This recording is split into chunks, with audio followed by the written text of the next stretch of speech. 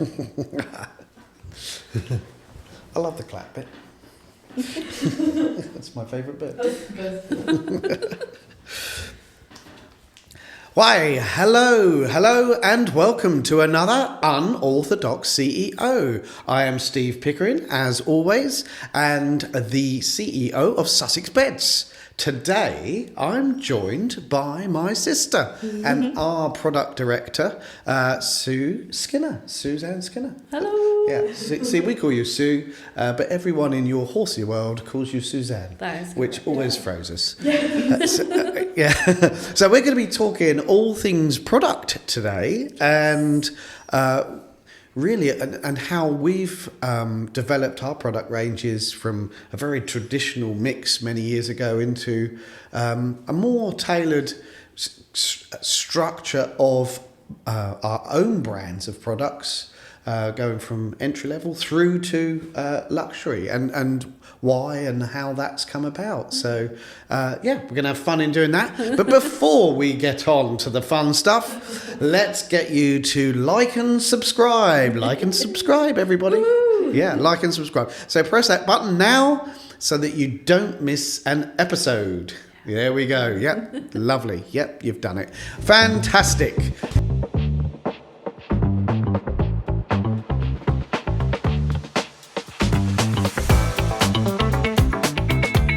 So let's chat products. Yeah, products. So I guess really let's start at the very beginning, because that's always a very good place to start. Yeah. If we look at where our product range is, when our father founded the business, and how it's changed to today. Yeah, so obviously when Dad did the buying, it was mainly people would come in, he'd buy 10 of this, 10 of that, and that's how there was no structure to what was on the shop floor. It was whatever was a good price, bought it, sold it. Yeah, moved on to the next thing. Whereas now there is so much more structure to it. And there was a lot more brands that we would have, so recognised brands from national suppliers that were household names, wasn't there? Back then it seemed a lot of different brands, not necessarily focusing on one. There was lots of different brands of many different suppliers, and it was a shop floor with so much confusion when I look back now, when on the selling on the shop floor, because you didn't have any sort of structure to it. There was no, this is a nice one and this is a nice one. There wasn't any sort of real story to everything. And I think when I look at products now, it's the story that I look for to tell people, and also listening to the customers and what they're asking for. So whether it's, we get a lot of people coming in asking for memory foam, or whether it's natural or wall based, or and how they're made. Obviously the what's the word, like the recycling and the where it comes from, sustainability. That's the word I was looking for. That's all really important when looking at product nowadays. Modern products. It's meeting customer needs and features that meet their the benefits of what they are looking to cure, really, isn't it? Whereas really different from back then. When I look back, it's so different to how it is now. Yeah, like every spot has a purpose, and it all is relative to what else is on the shop floor, whereas before it was just like, hey, here's some beds, you know. So there's some Silent Nights over here, or some Sleepies over there. But that's not really a great way to choose a mattress or a bed. No. And I think that's where the conflict. I think brands in the 80s and the 90s set you apart from other retailers, and I think this is where it's changed. The brands held kudos, or an element of trust to the consumer, because if you take our local area here, we were one bed shop, but you could buy beds from probably 20 different retailers within the very close area. Yeah. So to have a brand that was recognised would lift you as and so the Sleep Easy stockist or whatever it was at the time brought along kudos or trust with the consumers. Yeah. And I think over time what's happened is, and this is general retail, is the name above the door. We are more known in our local areas than many of those brands today. Bed brands of today. Yeah. And it's quite different. Very different. And quite different. So and I think also, someone coming in, again in the 80s, I've had a Slumberland Gold Seal and would want another Slumberland Gold Seal. What's that? Yeah, It's a type of bed. Yeah, just a model, Just a model. of bed, and they would buy the same model. I've had one of those, and I'm going to come in and buy another one of those. Yeah, but that doesn't exist anymore. I mean, the models change, chop and change, and it's not the same product as you would have bought 10 years ago. So I think that changed things as well. Definitely. And people coming in asking to swap to this exact same product.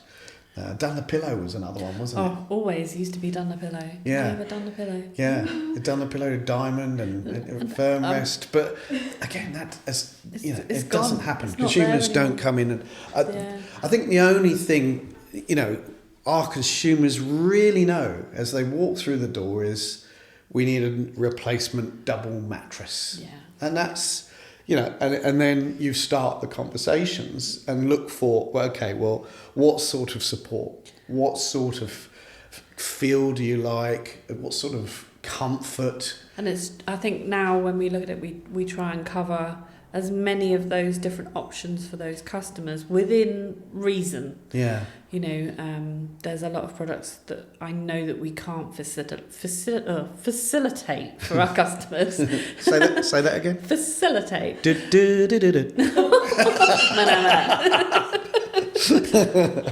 Facilitate. There we go. Yeah. For our customers, like the low end where it's.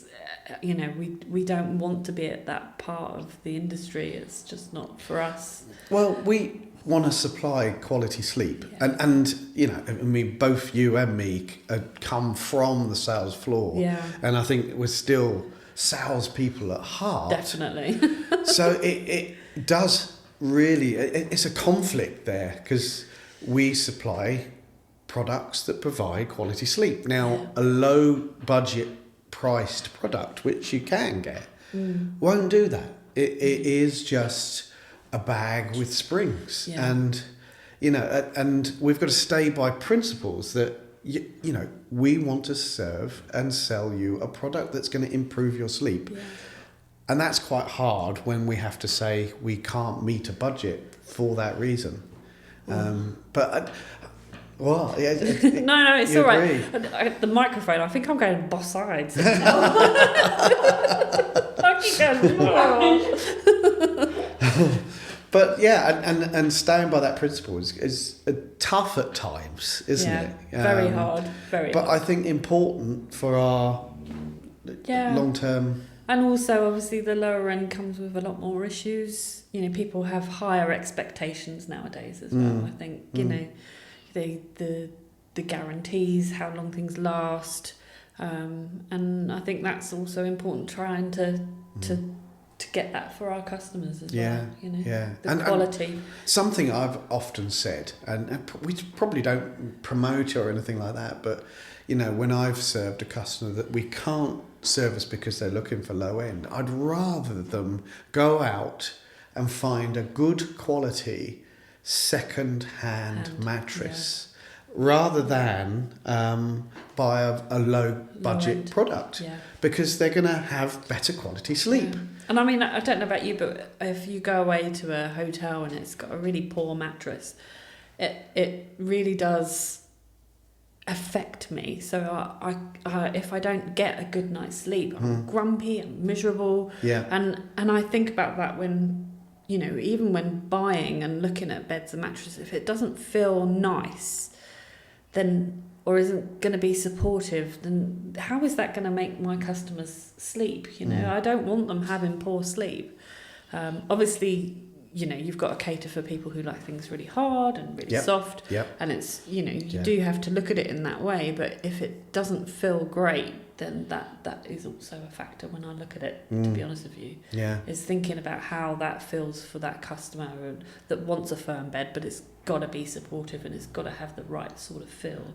And that for me is really important when looking at product. Would you say you know almost straight away? Or does it take a few on and off the mattress, let's say? I think most of the time when you lay on a bed, I can feel straight away whether it's a yes or no. And I can't explain it because it's having tried mattresses for quite a few years, and you understand how different fillings work and how they feel. Because, you know, memory foam, latex, gel foam, all the different things, reflex foams, all of them, they feel different, and you can feel the difference within them. A consumer or a customer probably wouldn't be able to feel that straight off. So yeah, it's I've got a sensitive back. Love that. And it's still really important, isn't it? I mean, in this day and age of e-commerce and buying online, but there is nothing like trying it before you buy. You know, and of course we're going to say that because we have 13 stores where you can go and try and buy. But I think it's still so important. Definitely. You know, and some people, you know, when I've served, but I don't know until we get home. Yes, I get that. But what you can do in a store is go, do I prefer this one to that one? No, I prefer this one. Do I prefer that one to this one? And you narrow down the risk. And I think that's, you know, and we have such a low number of mattresses where it doesn't suit someone. Because we do a 60-night trial. But, I mean, really, I think it's less than 1% now that will change with the 60-night trial. I mean, we only sell good quality product. So, I mean, that's a huge start. But even so, it's a very low amount that have to then change to another mattress. Which, buying online, I know the return rates are far, far higher. And frighteningly higher. And I don't these people, I mean, okay, you know, it's a risk and a gamble buying online, but it would also really frighten me if I had to do it. I'm terrible with clothes. I struggle buying clothes online because you know, will it fit? And then you know, and it's always disappointing when something doesn't work. So that's why I would always prefer to go to a store and try things on and feel things. I'm very tactile. I like to feel materials, even, you know, in our industry, you know, feel the fabrics that they're using, making sure that they're nice to touch, and, you know, that for me is really important as well. So it's not just the feel of the mattress, it's the feel of the covers and the feel of that. So they're all really important to me, really important. It's not just the feel of the mattress, also how it looks. You know, it's got to look fresh and modern in certain areas, and then more traditional for some other people. So you've got to meeting cater different needs. You've got to cater. Right, and then you've got through. budgets. You know, and we start from what we would say are essentials, but still a good quality, and then we go up to top of the range. Natural, or if you need modern materials, we do them as well. And do more advanced materials. And I think that's it, isn't it? A step and stairs, allowing you to choose a mattress that suits at a budget that suits too. And I think that's probably the biggest difference from now to when we first started. You look back and I'm like, how did I ever sell? No. Like, how did I do that? It's quite different. And so I suppose really suppliers, so you go to suppliers, pretty much design our products to around what we need. A lot of them will go there, give them a brief and an idea of what we're looking for, and then they'll come up with some suggestions, and then we'll say, well, actually, how about we move this, tweak this, change this, make this one firmer, softer. We've had, several times, and that's been really, really good and productive ideas that come from that, and they're normally the ones that, you know, hit the mark and we get it right. You know, sometimes, you know, you don't always get it right, and there are some times where it's gone a bit wrong, but you just learn from that and then move on to the next, and it seems to work. What do you look for? What's the important things for a supplier to be for you? For me, communication is really important. So whether it's communicating new information, or if it's communicating that things are out of stock, that, you know, if it's something's gone wrong, or if there's something happening where it's not coming in as it's expected, and they get straight on that, you know, if they help us and support us, you know, with that transition of change. I think that they're the main important things for me, is that support from suppliers. It's really important to me. And I think if you haven't got that support, it's so difficult. It's so difficult to have faith and trust in a supplier that doesn't back that up. No, and react, you know, because most of the time things are good and things don't happen. Yeah. But it is those times where there is an issue. Yeah. And I think we expect suppliers to act like we act. Yeah. You know, if we, with a consumer, If there's something if wrong. something that's wrong that is our fault, or, you know, we haven't done, profit goes out the window. Yeah. And it's rectify that and make that customer a super fan or whatever it is. Yeah. And I think we look for that in a supplier. Definitely. And if that doesn't come, that really clashes with our values, doesn't it? And makes it very difficult. and I think that's where relationships have broken down, where they haven't reacted to an issue. Yeah.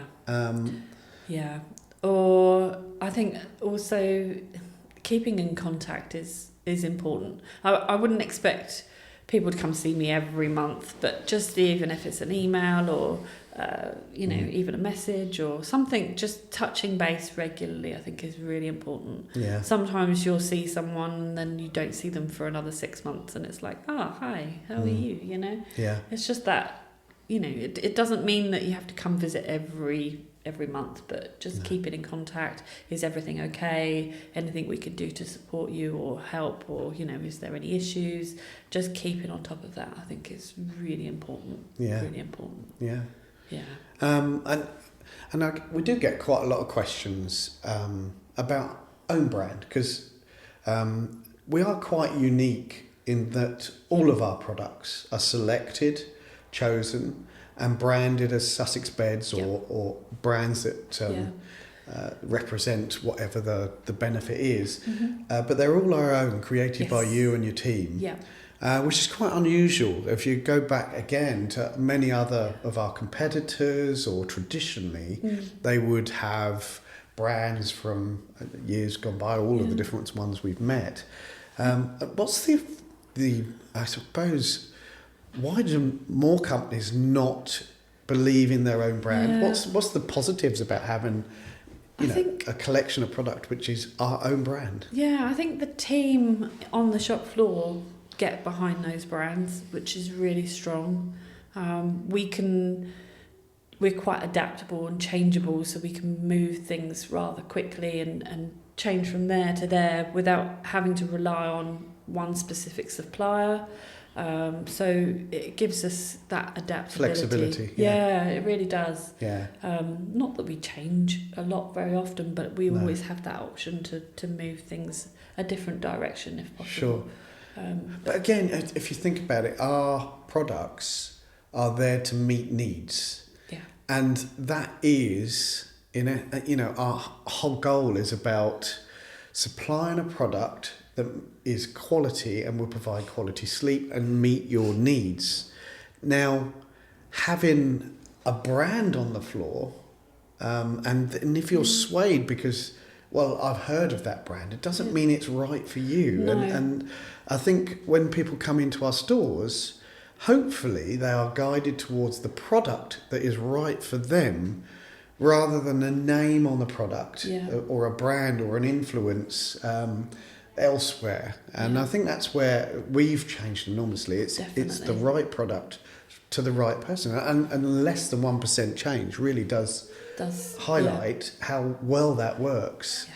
You know, you come into one of our stores, you're going to get a quality product that is going to meet your needs, and that's what we're about. And I think that's the power of our own brand. and I think, and I remember, and I think I've sort of said this story of one of the big things for me that changed, because we're always very heavy, what I'd say is unbranded, so not well-known brands, but we never put our name on it. But, you know, that a consumer would never have heard one of these own brands. No. And I think it took a while for us to be proud to say, actually, this is our stamp. This is our brand. We believe in this product. And the big shift for me coming in, I think it was 2012, 2014, around then, where I was serving on the floor and I had a customer really interested in a Sealy mattress, and I think it was £400 or something at the time. And the customer turned around to me and said, you know, can you do anything on the price? And okay, let me go away. And I come back and I said, look, I can knock £30 off or whatever it was at the time. And the comment back was, yeah, but I've seen a Sealy in Argos for £200. Yeah. And now you can go down all the route of, well, they have lower spec products, but you're fighting against it. And I thought, why are we being a showroom for a product that is in a catalogue at the time? It was in a proper book. The one you used to circle at Christmas. And, you know, you can go down all of the other routes, but all this customer saw was this Sealy brand, and they could get it cheaper there. And that's not the reason to purchase a mattress. It's, you know, well, it's £200. Yeah, but it's a different one. It's not the same one. You know, you like this one. This is going to meet you. It's trying to educate people on that, you know, a picture can look lovely, you know, but actually feeling it is the most important thing. You know, especially today with digital photography, that you can do all sorts of stuff. You know, is it even a photograph? Well, that's the worry of today, though, isn't it? Is, you know, what is real? That's what is real? Yeah, that's frightening. Fake mattresses. I hope not. I hope not. But I think now we're proud to put our name on that product and say, that's a product. I love going into the showroom and looking at the showroom and looking around and going, that looks good. Yeah, that looks good. And just, being able to say that's what me and the team have worked on. Absolutely, it's a nice feeling, I'm not going to lie, when you look at it. Yeah. That's good. Yeah. That's good, yeah. So understanding customers. So how do we know what customers want? What do we do? So the team will do a survey. So they'll record, so everybody that doesn't purchase, they'll put a reason of why. So whether it's, some might be they need to go and measure them, some might be like too expensive, so we'll note down why it's too expensive, and then product not available, and we can have a look at what our customers are not buying. And then also we do a survey so we'll do a few surveys with the customers, but on product base, and ask them what they think of the product and get feedback. But that's... In fact, recently we've done a sleep survey, haven't we? Where as our customers purchase, they're sent an email where they rate the quality of their sleep right here, right now, so on their existing product. And then another survey we sent 4 weeks later, once they've had their product for 4 weeks, again rating their sleep quality on the new product. And the change was amazing. just... Yeah. Absolutely incredible. I It's think good it was to see. 80% or something like that. We're good or above. Yeah, Yeah. quality sleep, where it was 30% It's before, wasn't Yeah. it? So, yeah, really It's good, switched. good to see. Yeah. I mean, you can't please everybody.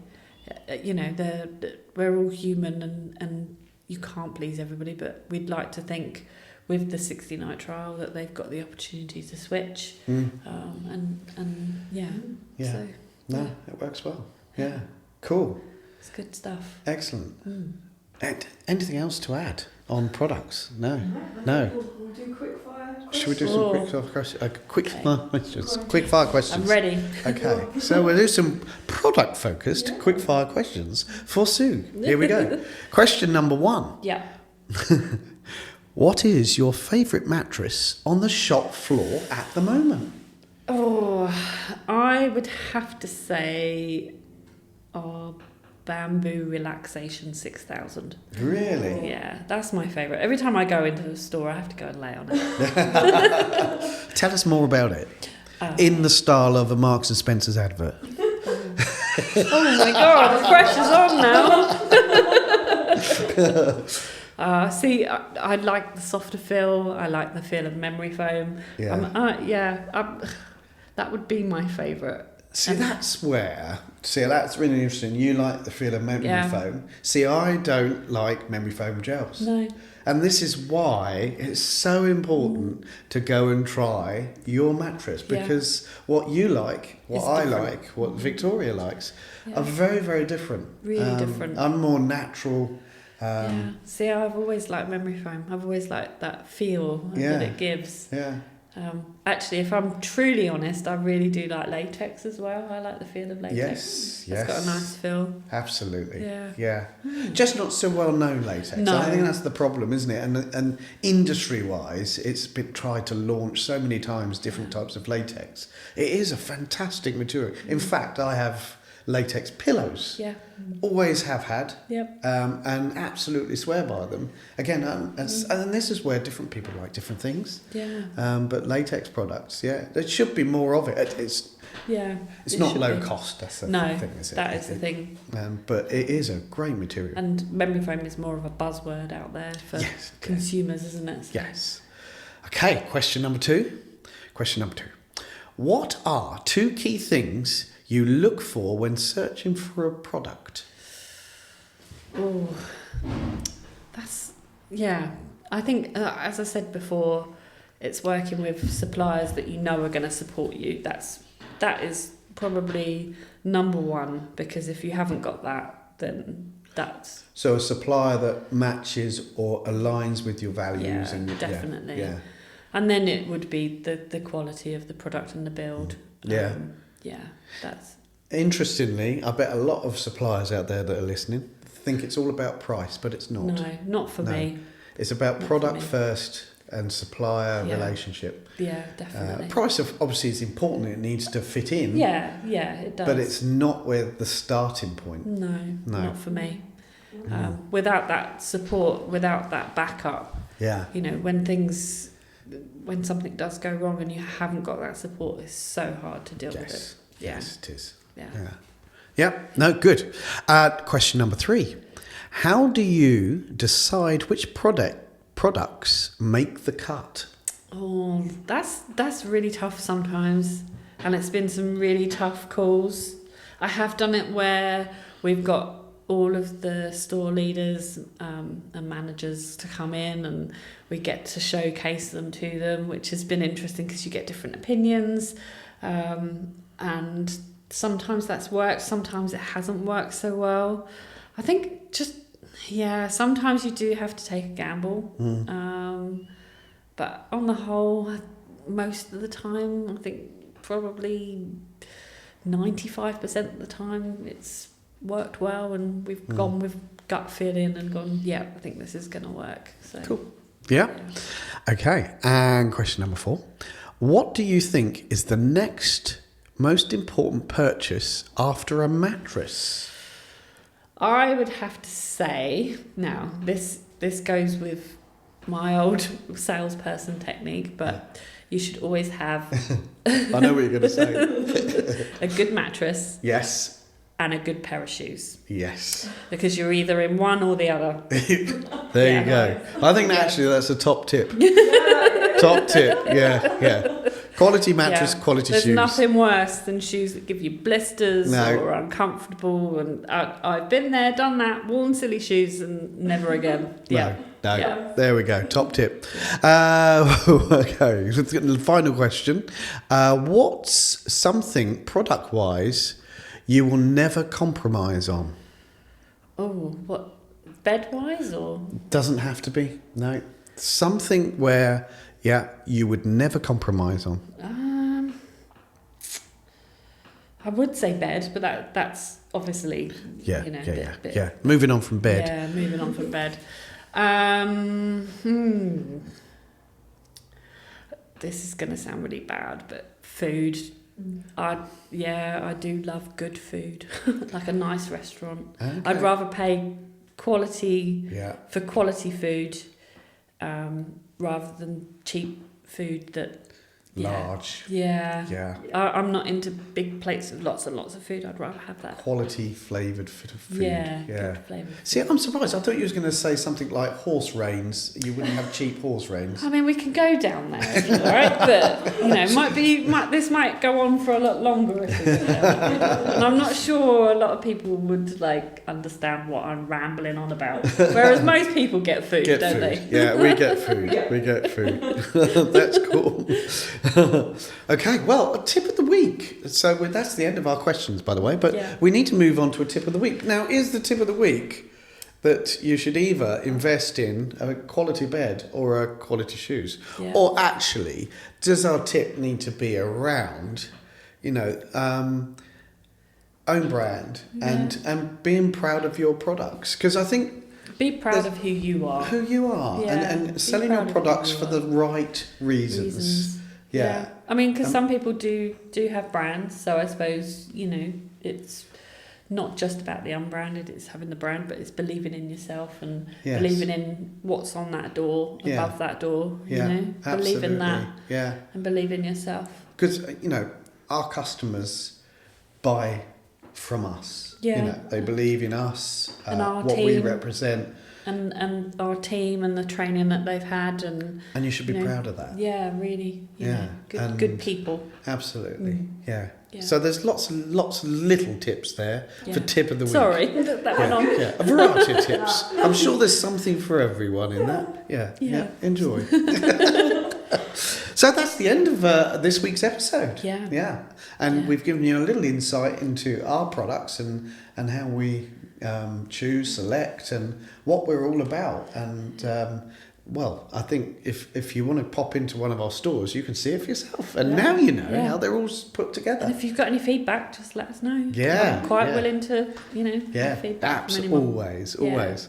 So next week, we will be joined by another guest from outside the business.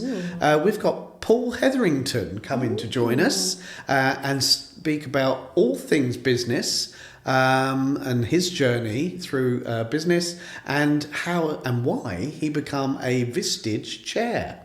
Now that's not a product. We don't sell Vistage chairs. What are you like? Coming to a furniture store soon. Vistage chairs. So we'll be speaking to Paul all about becoming a Vistage chair. Remember, new episodes drop every Wednesday, so don't forget to tune in. And if you want more unfiltered business talk, you can find me on Instagram, YouTube, and LinkedIn at Unorthodox CEO. So thank you very much. If you're listening in the morning, I have got one other thing to say. Oh, go on then. Yep, it's actually Steve's birthday today. It is my birthday today. Happy birthday. Yeah. Thank you very much. And actually, look, I've got some birthday Vans on. If you're watching on the YouTubings, you can see my new posh Vans. Yeah. I needed them because the dog had chewed the back off the other ones. So anyway, if you're listening in the morning, good morning and welcome to another lovely day. If you're eating your lunch while listening, well, enjoy that, Sani. If you're driving along in the afternoon or whatever time, hi there, be careful. And if you're in bed listening, good night and see you soon. Good night, everybody. Bye, everyone. Bye.